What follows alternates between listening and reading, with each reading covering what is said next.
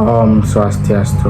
Perkenalkan, nama saya Gusti Karya Yudana, NIM 201033332. Nah, di sini saya bakalan membacakan tentang pengertian koperasi.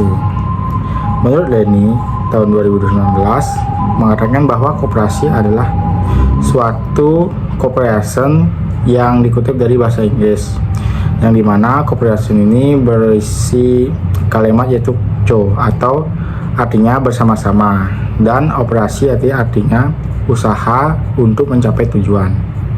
Nah, sebagai pedoman umum dalam metode kinerja keuangan, diperlukan laporan keuangan yang diterbitkan oleh koperasi. Nah, di sini ada jenis-jenis koperasi, yaitu ada 4, yaitu koperasi simpan pinjam, koperasi konsumen, koperasi pemasaran, dan koperasi produsen. Yang bagian C yaitu ada peran koperasi simpan pinjam. Nah, di mana koperasi simpan pinjam ini adalah dalam praktek koperasi yang memiliki tanggung jawab yang sangat penting bagi para anggota. Di sini ada bagian-bagiannya, yaitu menyimpan uang untuk produktivitas, keamanan, dan keselamatan. Yang kedua ada karena jumlah simpanan di koperasi akan terus berubah, bisa dijadikan investasi kehidupan kedepannya. Yang ketiga ada semua uang tunai yang disimpan dalam bantuan dapat diambil sepenuhnya. Yang terakhir ada keinginan anggota yang menabung. Setelah itu, koperasi simpan pinjam atau KSP dijelaskan secara rinci oleh Panji dan Sudantoko, antara lain sebagai berikut. Yang pertama, ada alat untuk meningkatkan potensi dan kemampuan ekonomi anggota dan masyarakat untuk meningkatkan kesejahteraan ekonomi dan sosialnya. Yang kedua, ada alat yang meningkatkan kualitas hidup manusia dan masyarakat. Yang ketiga, ada alat penopang ekonomi kerakyatan sebagai tumpuan kekuatan dan ketahanan ekonomi nasional. Yang keempat, usaha bersama berdasarkan prinsip demokrasi, ekonomi, dan kekeluargaan untuk mewujudkan dan menumbuhkan ekonomi bangsa.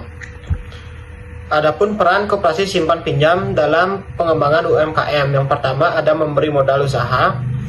Peran koperasi simpan pinjam sesuai dengan teori Londo 2006 tentang pemberian modal usaha, yang mana koperasi simpan pinjam bisa memberikan modal tanpa bermacam-macam syarat, dan juga bisa membantu masyarakat dalam pengembangan UMKM melalui bantuan pinjaman modal dari koperasi simpan pinjam. Yang kedua, ada menghalangi adanya praktik rentenir. Peran koperasi simpan pinjam sesuai dengan teori Londo 2006 tentang menghalangi praktik rentenir karena tidak memakai sistem bunga dalam pinjaman, tapi memakai sistem jasa. Dan juga ada pembagian sisa hasil usaha. Yang ketiga yaitu meningkatkan kualitas SDM dan meningkatkan kompetensi jiwa kewirausahaan. Peran koperasi simpan pinjam sesuai dengan teori Londo 2006 tentang meningkatkan kualitas SDM dan meningkatkan kompetensi jiwa kewirausahaan. Dalam hal ini, koperasi sudah meningkatkan keterampilan, loyalitas, dan kemampuan individu melalui pelatihan yang diadakan koperasi yang sesuai dengan teori tersebut. Adapun peran koperasi simpan pinjam dan dalam mensejahterakan anggota-anggotanya dalam bidang pengembangan usaha, yaitu peran besar koperasi simpan pinjam dalam menunjang pemberdayaan UMKM dengan menyalurkan modalnya ke anggotanya sehingga mereka dapat mengembangkan usaha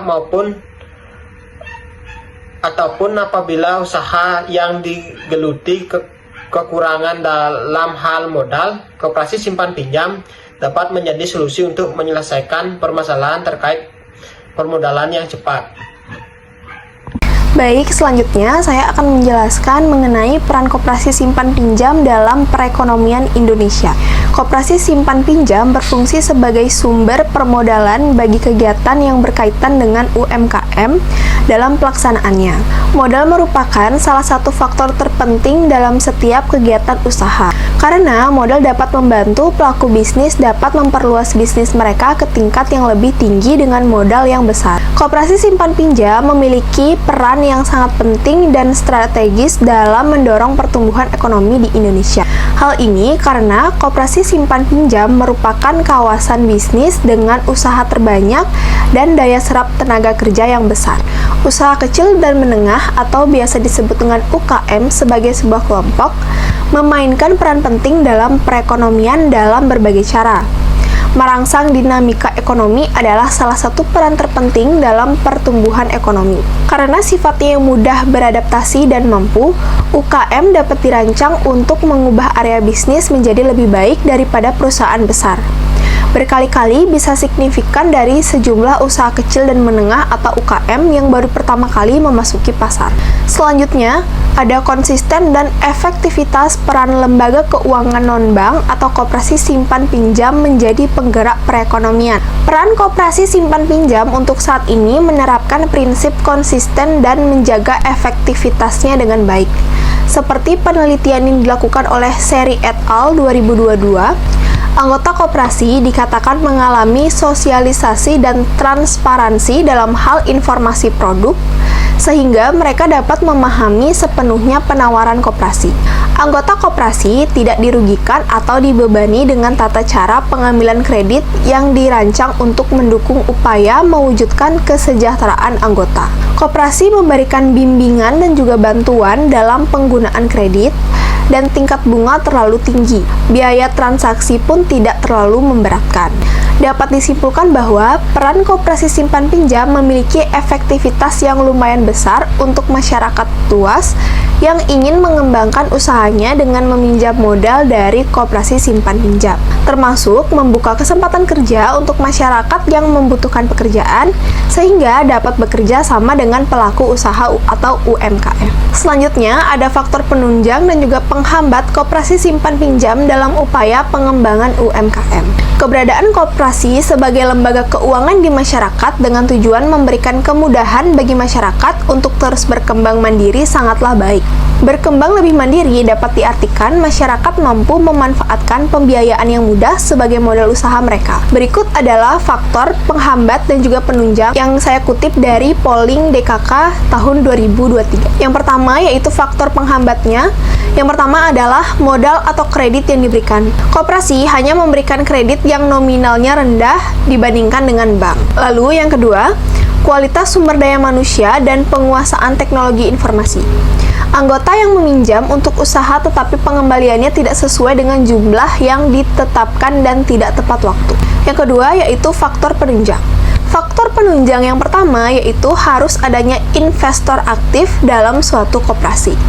Yang kedua, anggota meminjam untuk modal usaha dan pengembalian pinjaman itu harus sesuai jumlahnya dan juga tepat sasaran angsuran anggota. Yang terakhir yaitu menumbuhkan kesadaran terhadap anggota untuk mengembalikan tepat waktu agar anggota tidak kewalahan dalam melunasi angsurannya. Sekian dari saya, akan dilanjutkan oleh teman saya. Baik, selanjutnya ada penilaian kesehatan koperasi. Jadi, menurut Peraturan Menteri Negara dan UKM Republik Indonesia Nomor 06/Dep/6/4/2016 tentang perkoperasian penilaian kesehatan usaha simpan pinjam merupakan penilaian untuk mengukur tingkat kesehatan koperasi simpan pinjam dan unit simpan pinjam. Dijelaskan dalam Peraturan Menteri Negara Koperasi dan UKM Nomor 21/M.KUKM/11 dan /2008 tentang perkoperasian bahwa penilaian kesehatan KSP adalah penilaian terhadap ukuran kinerja KSP dilihat dari faktor-faktor yang mempengaruhi kelancaran, keberhasilan, pertumbuhan, dan atau perkembangan serta keberlangsungan usaha KSP dalam jangka pendek dan jangka panjang. Kemudian ada aspek jati diri koperasi, di mana menurut Peraturan Pengawasan Kementerian Koperasi dan Usaha Kecil Menengah atau UKM Republik Indonesia, Peraturan Nomor 06/Dep/6/4/2016 mengenai kriteria standar penilaian kesehatan koperasi simpan pinjam dan unit simpan pinjam. Jati diri koperasi adalah penilaian untuk mengukur keberhasilan koperasi dalam mencapai tujuannya, yaitu mempromosikan ekonomi anggota. Dalam hal penilaian tingkat kesehatan unit simpan pinjam yang digunakan untuk menghitung rentabilitas adalah: pertama, ada rasio partisipasi bruto. Jadi rasio partisipasi bruto itu merupakan tingkat kemampuan koperasi dalam melayani anggota, di mana semakin tinggi atau semakin besar persentasenya maka semakin baik. Pengukuran rasio partisipasi bruto dihitung dengan membandingkan partisipasi bruto terhadap partisipasi bruto ditambah pendapatan yang ditetapkan sebagai berikut. 1. Untuk rasio lebih kecil dari 25% diberi nilai 25, dan untuk setiap kenaikan rasio 25% dinilai ditambah dengan 25 sampai dengan rasio lebih besar dari 75% nilai maksimum 100. Selanjutnya, yang kedua, nilai dikalikan dengan bobot 7% diperoleh skor penilaian. Yang kedua, ada rasio promosi ekonomi anggota, di mana rasio ini mengukur kemampuan koperasi untuk memberikan manfaat efisiensi partisipasi dan manfaat efisiensi biaya koperasi.